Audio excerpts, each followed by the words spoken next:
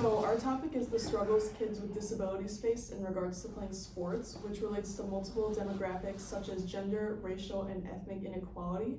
Tying this back to Unit 1, going to college as a woman was seen as breaking the gender norm. So although sports wouldn't be focused on until Unit 2, imagine being a woman with a disability who was a different race.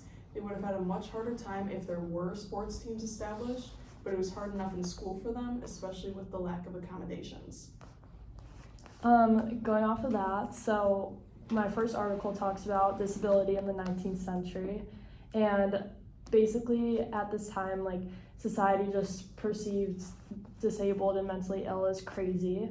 So what happened was they were put in these asylums, and doctors would try to give them moral treatment, which, I mean, didn't really do anything just because they were disabled and there wasn't anything you could do about that.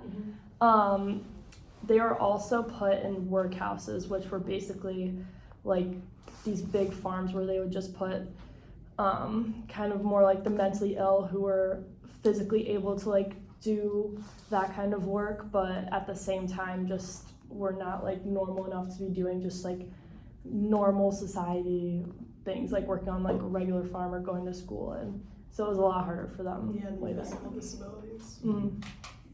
So talking about some accommodations, one of my articles talks about this pro golfer, Casey Martin, that needed a golf cart due to a medical condition that he had, but the Pro Golf Association didn't think that it would be fair for him to have a golf cart, even though him walking around on the course would make it so that he would get like blood clots like in his legs and throughout his body that would basically cause him to have like heart failure. They said that it was considered cheating because a part of the game was just getting fatigued walking to all the different holes, but it violated many different acts regarding equal opportunities and accommodations. Yeah, it really shows how slowly they had to like implement them. But now jumping to Unit 2, we're going to talk about World War II when Japanese Americans were forced to live in the camps. So their schools, let alone their environment, was already horrible quality. They were in no shape to have team sports. And then going back to that picture we saw with the makeshift PE class, it was all able students doing stretches and jumping jacks and other activities that a disabled kid would not have been able to do. Another article that I read was about this boy with Down syndrome. He was banned from playing his soccer team. Basically, it was just a little league soccer team, and they added the kid with Down syndrome as like their 12th teammate when I guess they were supposed to only have 11, I mean. And he was really innocent, really wholesome, like he would just run on the field and be like a water boy. But this one parent complained about there being a 12th teammate, and he specifically targeted the kid with Down syndrome and ended up getting him kicked off the team. And it was really sad, and I feel like this was kind of, I guess, tame or more like a mellow situation from more recently, and I feel like back then it would have been a lot more harsh if that were the case. Yeah. Right, then we can, to D1 athletics, Anthony Edens was the first D1 basketball player to have autism, and he played in the 2009 to 2012 season for Michigan State basketball. And right now he's an advocate for children with autism playing team sports and things like that, so they can make those connections with their peers early on, so it doesn't become a problem later on in life. And then now moving to Unit 3, so people with physical disabilities had huge stigma around them since they didn't look as normal as those with visual or hearing impairments. So they weren't allowed to be in public, and kids with autism or Down syndrome weren't allowed to be in schools either, which kind of ties into what Jesse said about how the kid with Down syndrome was like looked down upon by that parent. So if they wanted to compete in sports, the question is how would they?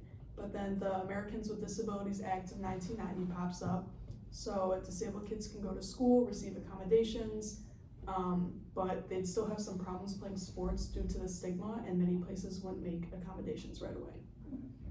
So going off the idea of having like the stigma there was a Rehabilitation Act of 1973, which initially gave disabled students the right to play on school sports teams, but due to like the stigma and the stereotypes, it made it so they could not play. But there was a Dear Colleague letter sent out to schools saying that they must provide equal opportunities to disabled students, and they have an equal opportunity to participate, not just sit on the sidelines as like a manager, and actually play. And there's sometimes that the kids still had to sue for the right to play, which didn't always help them, but it made it so others after them could play without having to fight for it. Yeah. And then in one of my sources, my first one by Youth Today, the story of a girl named Layla is covered, and she was born with developmental bilateral hip dysplasia, which unfortunately confined her to a wheelchair. So she was competitive, and her sister was worried that sports would never be a possibility for her. But then in 5th grade, a coach from the Sharks, which organizes wheelchair handball, basketball, and football teams for students in that area, came to her class and asked if she wanted to join the team. So now she's a 3-sport athlete. And then going back to that Dear Colleague letter, that really paved the way for athletes such as Layla and her teammates to participate in school-sponsored extracurriculars. And then my second source is about the Dartmouth Week Today reports on Unified Sports Basketball. And Unified is a program that allows kids with disabilities to get in the game. And it has like a buddy system where the children with disabilities are paired with non-disabled student athletes. And they get guidance on the court from them, so when to pass, shoot, play defense, and it's all positive vibes. And then the director of student services for Dartmouth Public Schools said this is a good opportunity for non-disabled students to be role models of what an inclusive school should look like. And their unified sports program is expanding. So in addition to their basketball team, there's also a cheerleading squad in the middle school, and then unified track and basketball are available at the high school. And this just provides equal opportunities and more opportunities for these students. And it's not just limited to Dartmouth, but other places around the country as well, which shows that we've come a long way from decades ago. No, they're just working off that. MSU's IM facilities have rec options like bocce ball, swimming, pickleball, badminton, adaptive archery where they hook a machine to your wheelchair, blind soccer for people who are vision impaired, and these are all offered in the regular seasons, like the regular IM rec sports. And then they have things like hand cycles and other equipment available for checkout for students. So now there's a lot more options today. Why, from Are we in the time Saturday frame?